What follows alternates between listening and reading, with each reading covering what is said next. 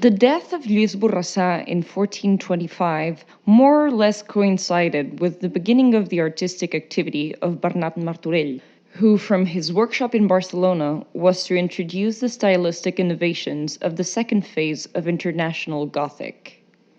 The presence of Florentine artists in the city of Barcelona during the 1430s, plus the strong influence exerted by the painter Van Eyck and Flemish painting in the closing stages of his career, make it possible to relate his style to the international Gothic art of his time. These panels with scenes from the life of Saint Eulalia and the predella with scenes from the life of Saint John the Baptist were moved from Vic Cathedral to the museum in 1936.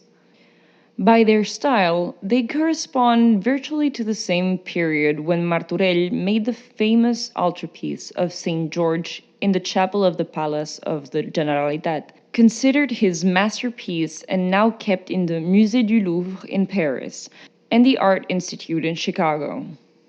The scenes depicted are St. Eulalia on the rack before the prefect Dacian, exhibited in the study galleries given its fragmented state, the flagellation of the saint, and the death of the saint on the cross with the falling snow covering her body.